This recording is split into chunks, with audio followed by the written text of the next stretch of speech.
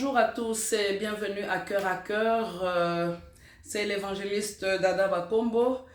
Ce soir, je vais parler d'une nouvelle. Mais on va se poser la question, y a-t-il encore une bonne nouvelle? Y a-t-il encore une bonne nouvelle? Oui, il y a encore une bonne nouvelle. La bonne nouvelle, c'est la nouvelle de la résurrection. C'est la nouvelle de la résurrection.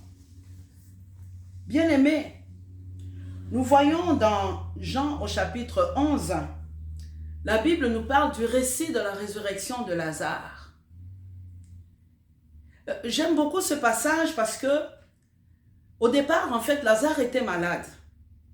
Et ses sœurs, Marie et Marthe, ont envoyé un message à Jésus pour dire, ton ami Lazare est malade. Parce que Marie et Marthe savaient que le Seigneur était capable de guérir les malades. Elles avaient foi en Dieu. Elles savaient que Christ pouvait guérir Lazare. Mais voilà que Christ avait aussi sa mission. Il avait des choses à faire. Et bon, Christ arrive après. Lazare, il arrive après quelques jours. Lazare est déjà mort et enterré. Et qu'est-ce que les gens disent au Seigneur? Ah, voilà, si tu étais ici, pendant qu'il était malade, on t'appelait et tu allais pouvoir le guérir. Mais voilà maintenant qu'il est mort. Le Seigneur dit, mais depuis combien de temps? Il dit, mais ça fait déjà 4 jours, on l'a déjà enterré, tout ça. Allez me montrer, montrez-moi là où vous l'avez enterré. Il dit, non Seigneur, laisse, ça ne vaut pas la peine parce qu'il sent déjà mauvais. Il y a déjà la putréfaction cadavérique. Bien-aimé, je vais t'annoncer une bonne nouvelle. La nouvelle de la résurrection de Jésus. Le Seigneur a dit que non, Lazare n'est pas mort mais il dort. Lazare n'est pas mort mais il dort. Oui, bien-aimé, j'aimerais te dire ce soir, j'aimerais t'annoncer une bonne nouvelle, que ta vie n'est pas finie.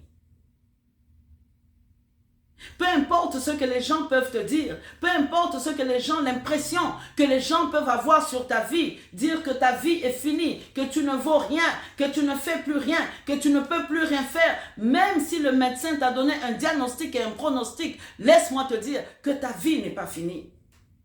Lazare était mort, mais sa vie n'était pas finie. Le Seigneur, alors que tout le monde était dans la réalité, tout le monde était dans cette réalité de la mort de Lazare. Mais le Seigneur qui était la vérité, le Seigneur qui était la vie, était là. Et le Seigneur a seulement parlé. Il a seulement ordonné. Il a dit, Lazare, sors. La Bible dit que le mort est sorti. Il était bandé de la tête aux pieds. Le Seigneur a dit aux gens qui étaient là d'enlever les bandes qui étaient sur Lazare. Oui, bien-aimé, sache que ta vie n'est pas terminée. Ta vie n'est pas terminée. Aux yeux du monde, aux yeux de ta famille, aux yeux de tes amis, aux yeux de tes collègues, aux yeux de ta communauté, les gens peuvent penser que ta vie est finie, qu'il y a déjà une putréfaction, comme Lazare, ça fait 4 jours, il est mort, il sent déjà, il y a la putréfaction, il n'y a plus rien à faire. Mais laisse-moi t'annoncer une bonne nouvelle ce soir. Que celui qui est la vie, le Seigneur, est capable de redonner vie à ta vie. Bien-aimé, la Bible dit que la puissance qui a ressuscité Christ d'entre les morts habite en vous. Bien-aimé, si Christ était capable de guérir Lazare, de ressusciter Lazare plutôt, il est capable de ressusciter tout ce qui est mort dans ta vie. Ne t'effraie pas, ne te décourage pas sur les paroles des gens, sur l'impression que les gens ont de toi, parce que l'impression que les gens ont de toi n'est pas l'impression que Dieu a de toi. L'impression que les gens ont ne sont que leur impression, ne sont qu'une réalité quelconque. Mais la vérité reste ce que Dieu dit de toi et ce que la parole de Dieu dit de toi. Lève-toi.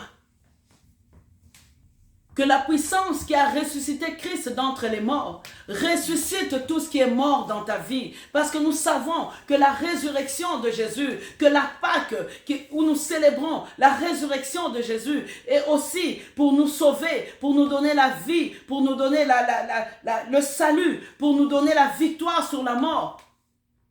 Pas seulement sur la mort physique, sur la mort éternelle, mais aussi pour ressusciter et donner vie à tout ce qui est mort dans nos vies pendant que nous vivons, bien-aimés. David a dit, Éternel, je veux voir ta bonté sur cette terre des vivants.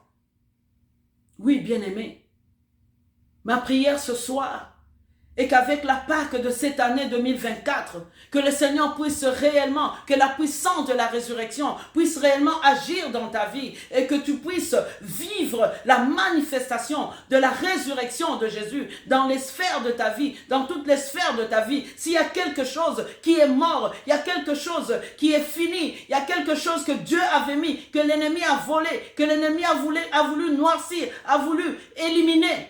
Laisse-moi te dire, t'annoncer une bonne nouvelle ce soir.